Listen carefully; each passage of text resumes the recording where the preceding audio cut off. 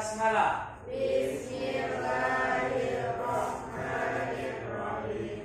Raditu billahi rabban wa bil islami dinan Wa bil Muhammadin nabiyya wa rasulah. Rabbil zidni ilman warzuqni fahman wa amalan sholihan. Iqra'us salam. Assalamualaikum warahmatullahi wabarakatuh.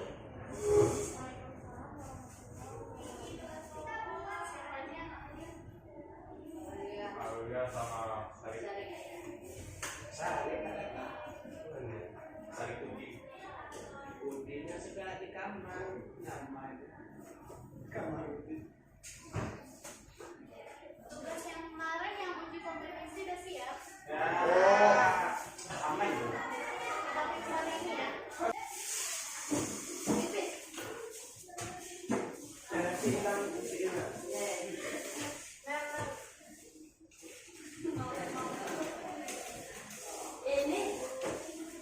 dong. Ini aku.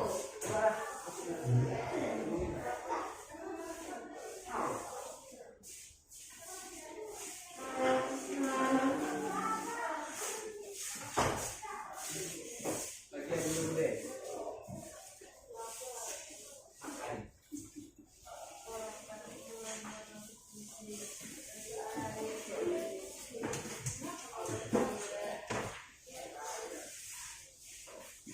Makanan kiri itu lah pakai.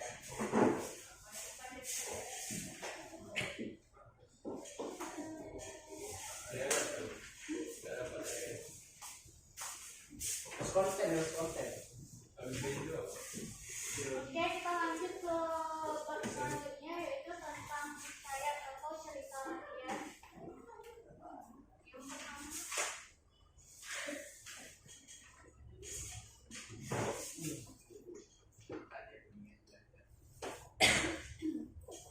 ada yang tahu apa itu hikayat? Oh, tidak. Oh, pasti tidak tahu.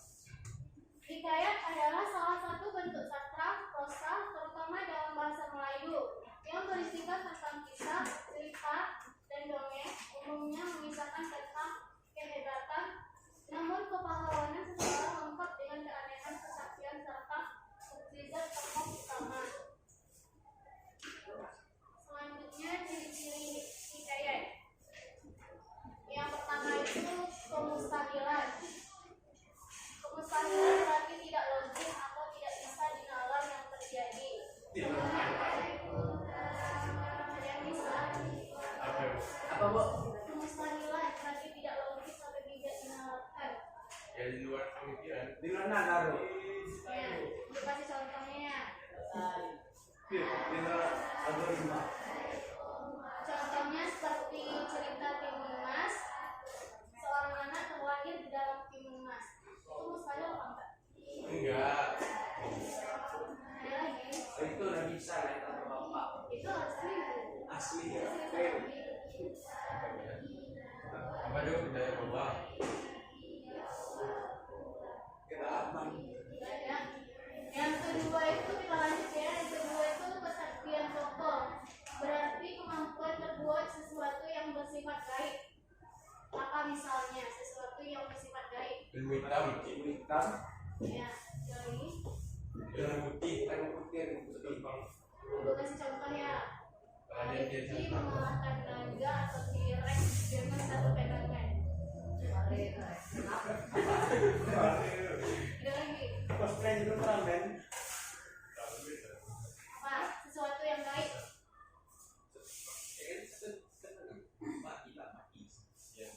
Atau Sarif bisa membaca pikiran orang. Sari mana? Arif. Sarif ya.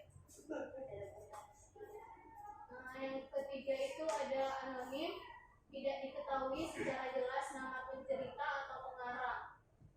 Anonim ini berarti cerita hikayatnya tidak diketahui siapa penciptanya. Kita bohong kok. Iya. Istana sentris, sharing perkembangan latar kerajaan. Kalau cerita hikayat itu kebanyakan cerita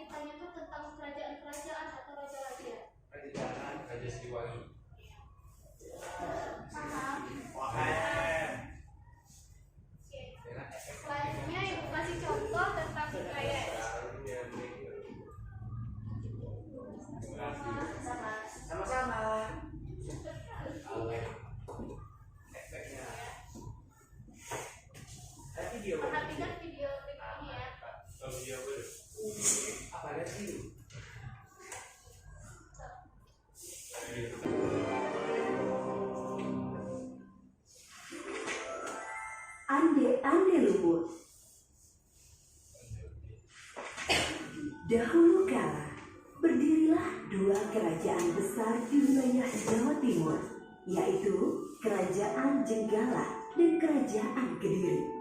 Kerajaan Jenggala dipimpin oleh Raja Jayanegara dan Kerajaan Kediri dipimpin oleh Raja Jayenggrana.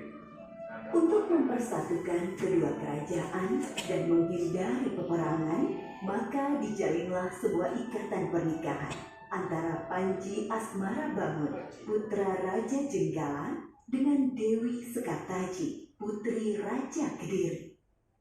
Suatu hari, kerajaan Jenggala diserang musuh. Ketika pertempuran berlangsung, Dewi Sekartaji melarikan diri. Dia menyamar sebagai gadis desa dan tinggal dengan seorang janda dengan 3 orang putrinya, yaitu Klenting Abang, Klenting Ijo, dan Klenting Biru. Dewi Sekartaji diangkat menjadi anak dan diberi nama Klenting Kuning.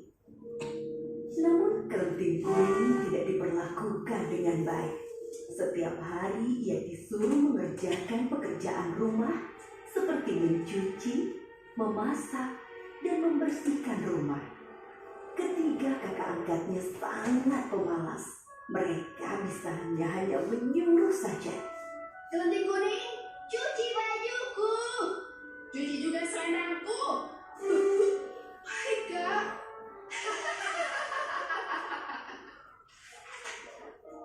Kerajaan Jenggala telah kembali aman.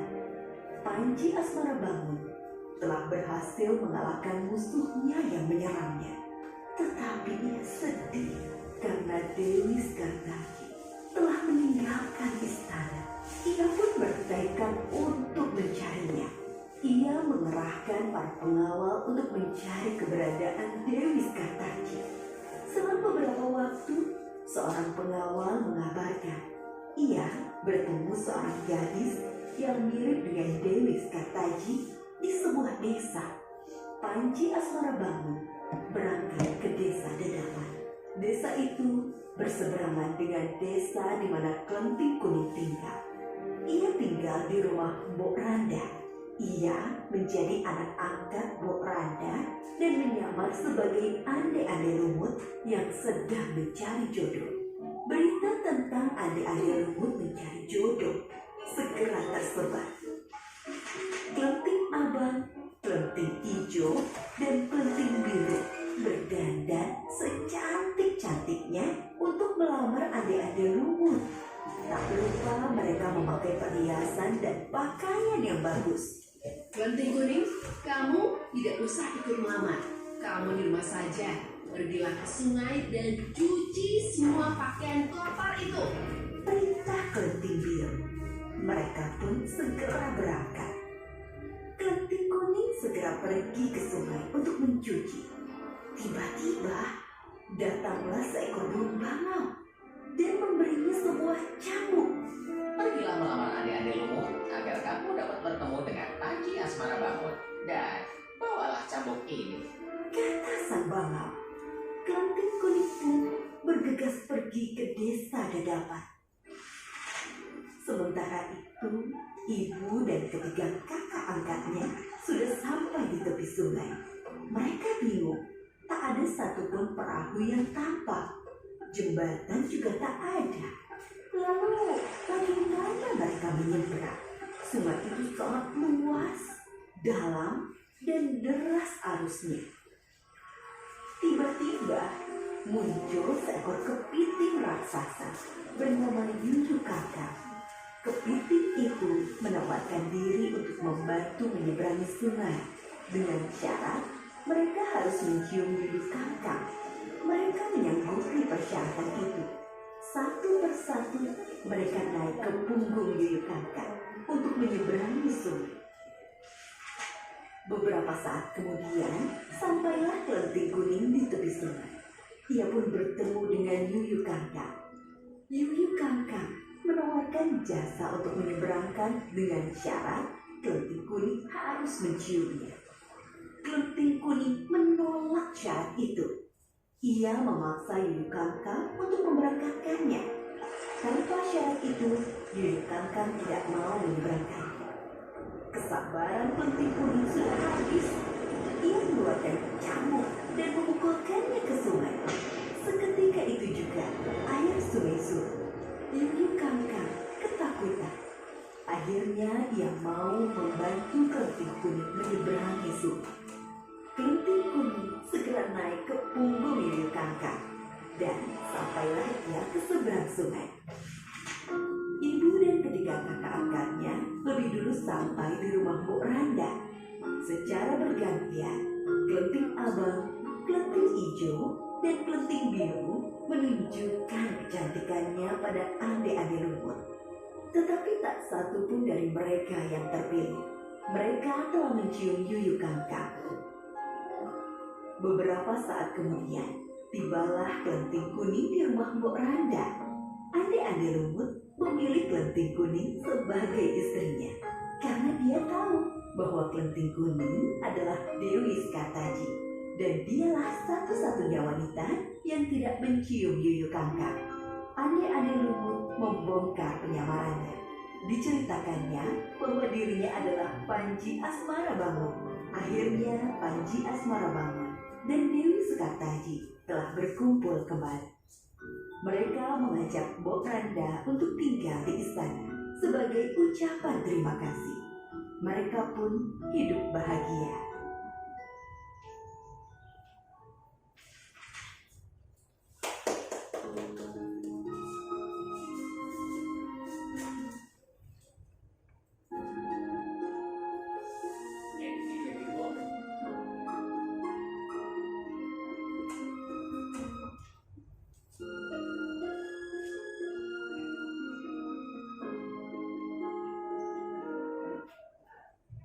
Oke, dari cerita tadi siapa yang bisa menentukan kemustahilan atau kesaktian dari cerita Janda Lumut tersebut? Kesaktian sambut Campur tadi buat Kemustahilan dulu. mustahil. Mustahil. Bisa Air sungai. menyeberangi salah satu orang menggunakan kepiting. air Satu sungai lagi, surut. burung bangau yang Bisa berbicara. terus kepiting. Sedikit raksasa. Kalau kesaktiannya, Air sungai surut karena satu tumpukan kembali. Air sungai surut karena yang dicambuk. bisa Menyerupkan air. Cambuk bahwa kepala itu mungkin tidak bisa. tidak ketahui ya kalau istana sentrisnya apa? Kerajaan apa tadi? Raja Kediri. Sama Bilang kali enggak. Kali enggak. Kalinga. Kali enggak. Sekarang ibu mau kalian bikin inventif atau peta konsep bikin 3 kelompok. Kelompoknya kalian tentuin atau ibu? Kami. Hitung aja lah 1, 2, 3 dari 1. Dua. Tiga. Satu, dua, tiga, satu. Dua. Tiga. Oke, bikin kelompok ya. Ini kelompok 1, ini 2, ini 3. Aku berapa? Dua. Siapa dua? Kamu kelompoknya kasih terus. Bikin kelompok. Dapat lawan.